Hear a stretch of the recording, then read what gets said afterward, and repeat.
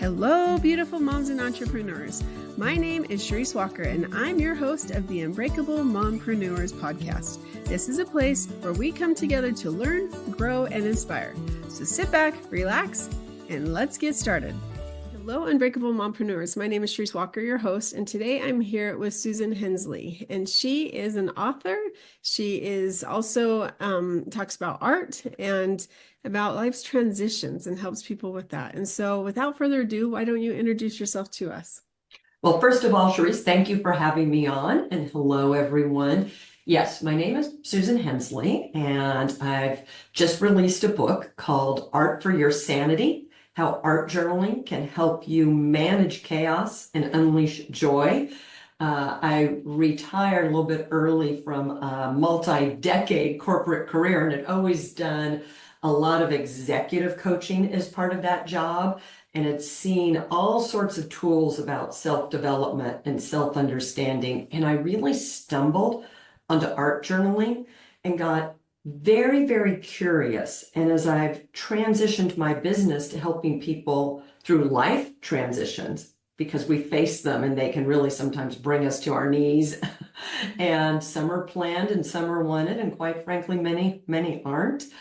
Art journaling ended up being a really fun way to tap into some play, tap into creativity, and really ultimately tap into our deep inner wisdom that can guide us through times of turmoil. And that's why I ended up writing the book. And since then, I've been leading workshops. I've developed an online training. It's amazing how people sort of take to it once they understand how simple it can be.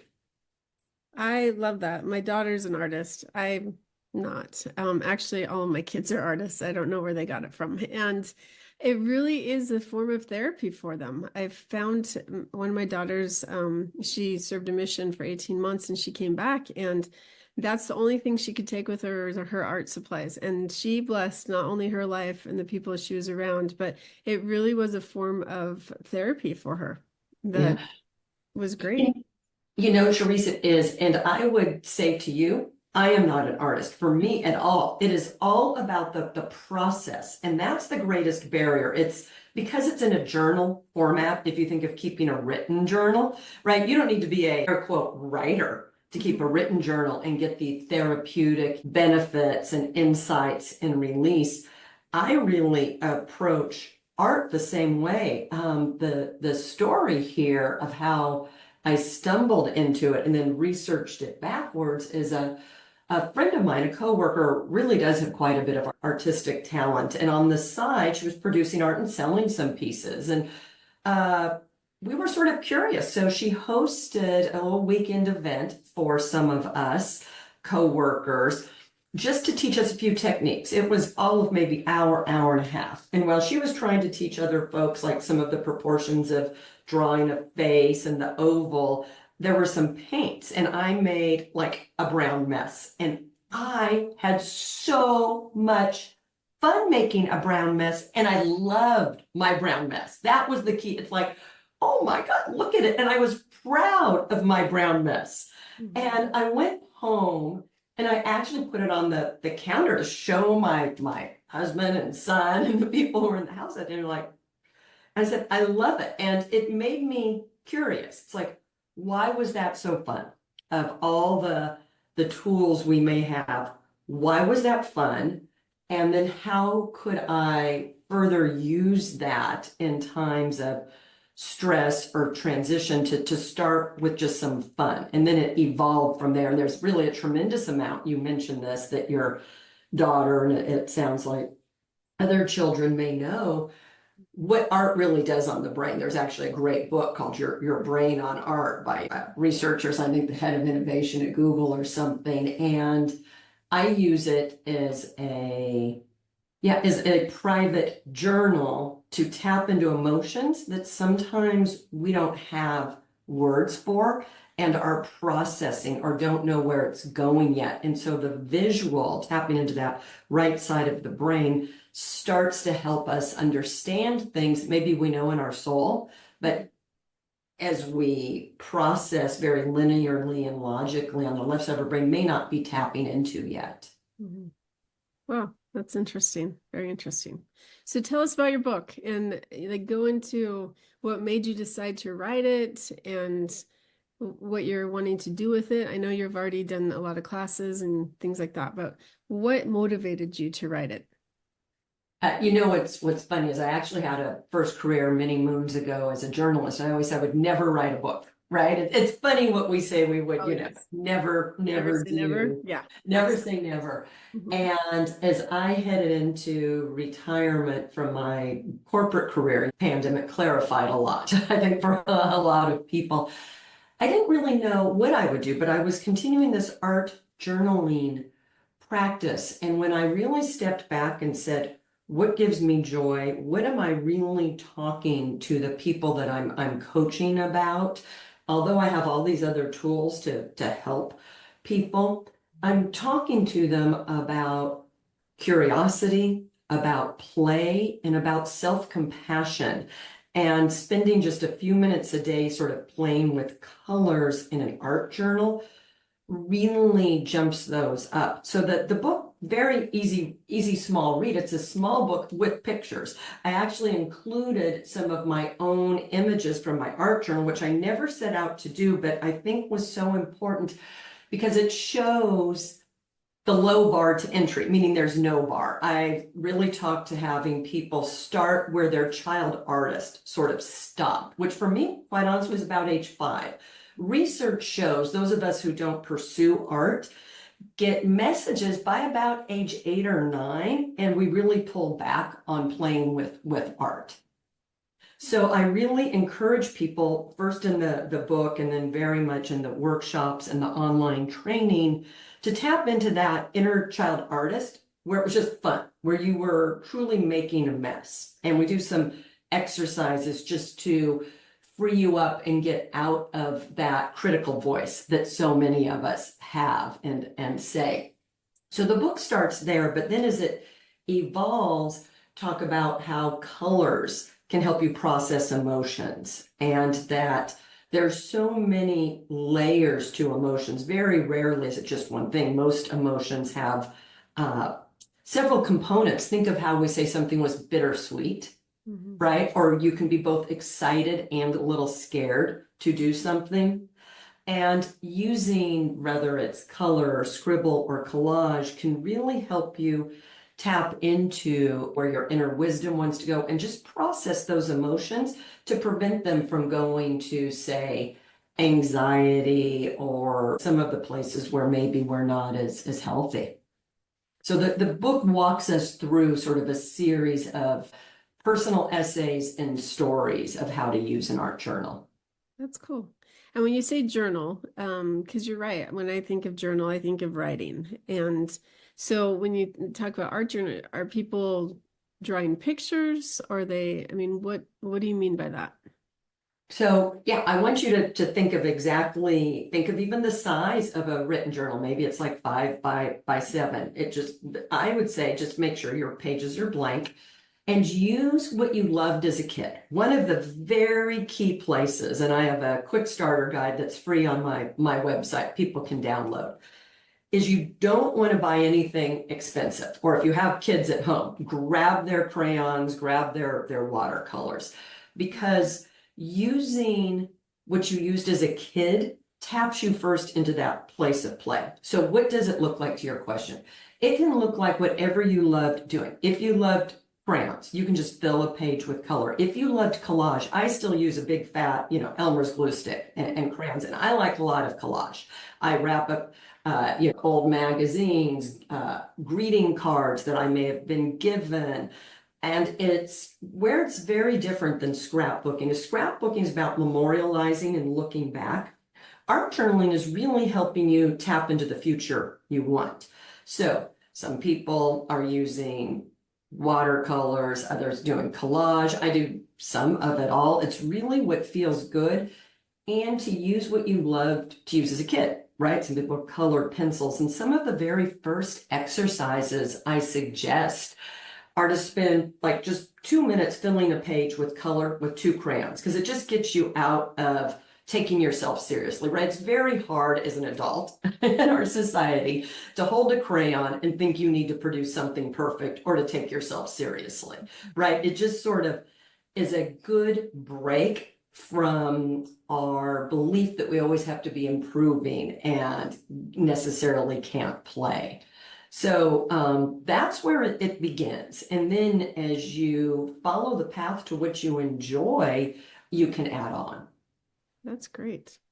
So how could this help our mom entrepreneurs? Okay, so what I think of it is I think it's perfect for the mom entrepreneurs because in general, very little time, a lot of chaos, but there are moments where you get sort of stopped and you have a little bit of dead time that can feel anxious, whether it's between pickups or packing. And many times people may suggest breathing exercise, or you jump on your phone and make more notes.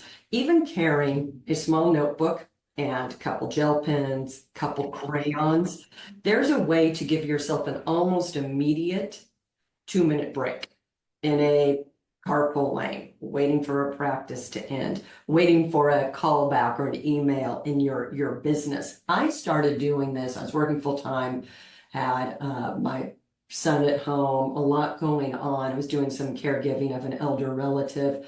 I make oatmeal in the morning in the winter, big fan, and I just kept it there. And instead of putting in the microwave, I was doing it on the stovetop. So I don't know, 5 minutes or something till it boiled over or burnt.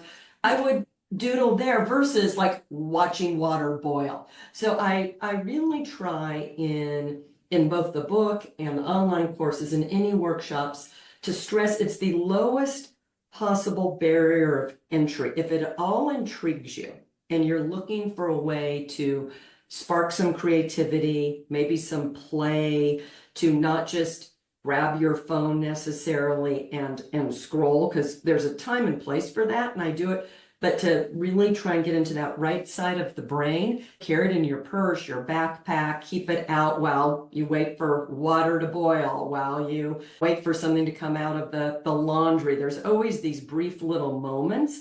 And if you keep it simple and fun, depending on your age of kids, you can do some of it with them while they are doing, spend 5 minutes and see what you create. Mm-hmm.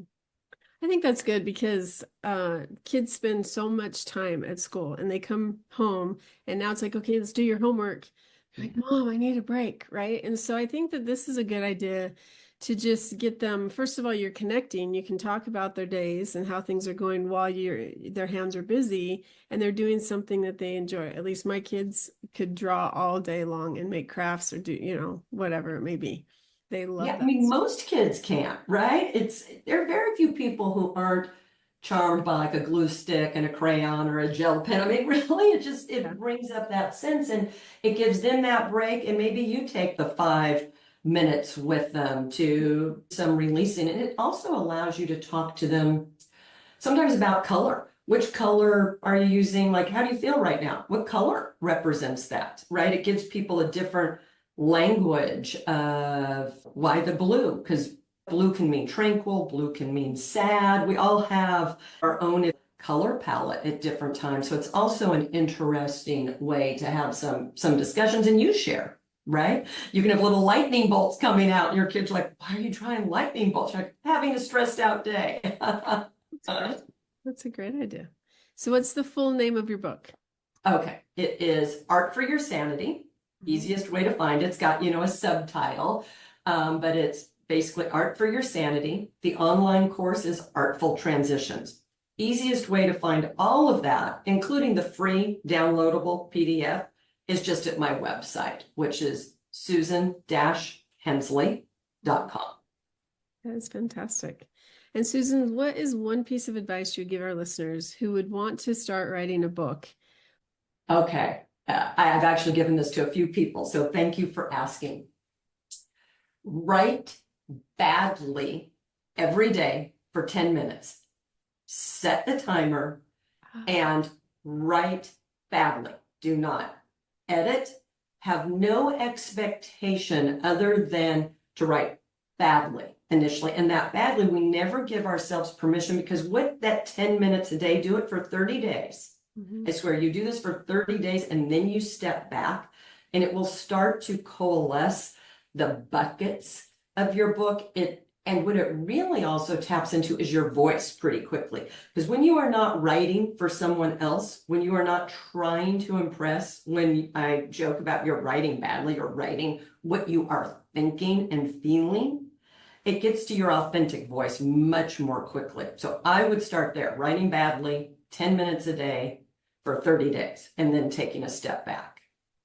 I love that, because then you can also start to see chapters, I guess. Exactly. Because I think for me, when I wrote my book, I thought I had an idea and I changed it probably 5 times. And then I'm like, I wish I would have just done these specific chapters and topics. And then you create your outline and you can go from there. So that's a great piece of advice. Thank you. Yeah, thank you. The outline for me came out of that 30-day exercise, because as I shared at the beginning of our discussion, I never wanted to write a book. So I came into this feeling compelled to share, not wanting to write a book, but I was compelled to share because I think it can really help people. And so the 30-day exercise gave me the outline. A lot of, if you go online and you research, a lot of people say, start with the outline. I just found it really helpful to tap into both my voice and, to your point, it sort of morphs a little bit. Yeah. That is such a good piece of advice. Well, Susan, thank you so much for coming on. Art really it does help your sanity. So I love the title of your book. And what are the subheadings underneath the words? Because I can see it. You can see it, yes. So it's Art for Your Sanity, how art journaling helps manage chaos and unleashes joy. And it's really that joy that you want out of the chaos. Because like I said, we all have crazy transitions. But yeah, so you see the subtitle to your point. Good eyes, all buried underneath. Good. Okay. And where can they find it? Easiest place, and it's, well, anywhere it sells books, but you can buy it off the website at susan-hensley.com. You can link to any bookseller from there. Fantastic. All right. Well, Susan, thank you so much for being on. Charisse, thank you for having me. It was a great conversation. I really enjoyed it. Yes, I agree. And moms, use art. Just take a few minutes out of your day and start trying it. And it might actually help you with your chaos or feeling like you are overwhelmed, and create that joy. So go out and make it a great day. And if you like it, subscribe and share. Beautiful moms, remember, you are unbreakable. Keep illuminating the world with your strength, pursuing your dreams, and reveling in the splendor of motherhood. This is Charisse Walker, bidding you farewell for now. Stay tuned for more empowering conversations on the next episode of the Unbreakable Mompreneurs podcast. Until then, keep shining bright. Signing off with love, Charisse Walker.